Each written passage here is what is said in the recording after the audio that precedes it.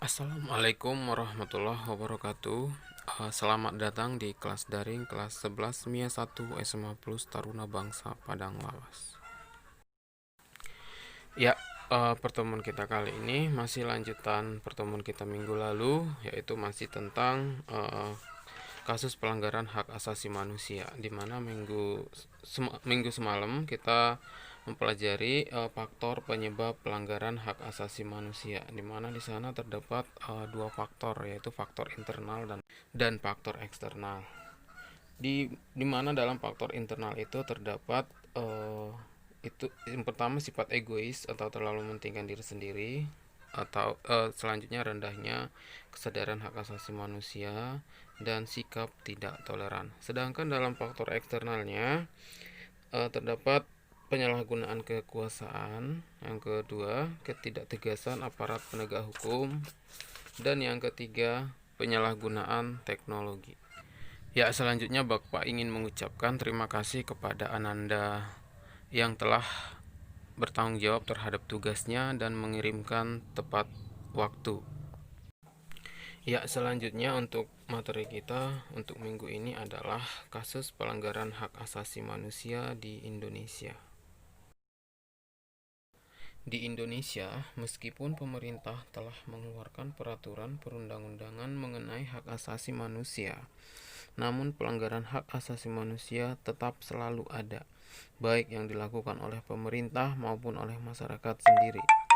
Pelanggaran-pelanggaran tersebut merupakan cerminan telah terjadi kelalaian atas pelaksanaan kewajiban asasi manusia. Padahal sudah sangat jelas bahwa setiap hak asasi itu disertai dengan kewajiban asasi, yaitu kewajiban untuk menghormati hak asasi orang lain dan kewajiban untuk patuh pada peraturan perundang-undangan yang berlaku.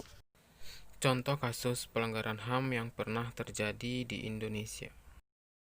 Yang pertama, kerusuhan Tanjung Priuk tanggal 12 September 1984. Dalam kasus ini 24 orang tewas, 36 orang luka berat, dan 19 orang luka ringan. Keputusan majelis hakim terhadap kasus ini menetapkan 14 terdakwa seluruhnya dan dinyatakan bebas.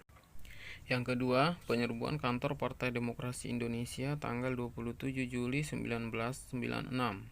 Dalam kasus ini 5 orang tewas, 149 orang luka-luka, dan 23 orang hilang.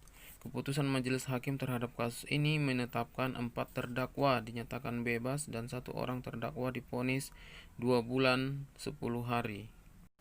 Yang ketiga, penembakan mahasiswa Universitas Trisakti pada tanggal 12 Mei 1998. Dalam kasus ini 4 orang mahasiswa tewas. Mahkamah militer yang menyidangkan kasus ini memvonis 2 terdakwa dengan hukuman 4 bulan penjara, 4 terdakwa divonis 2-5 bulan penjara, dan 9 orang terdakwa divonis 3-6 tahun. Yang keempat, tragedi Semanggi 1 pada tanggal 13 November 1998.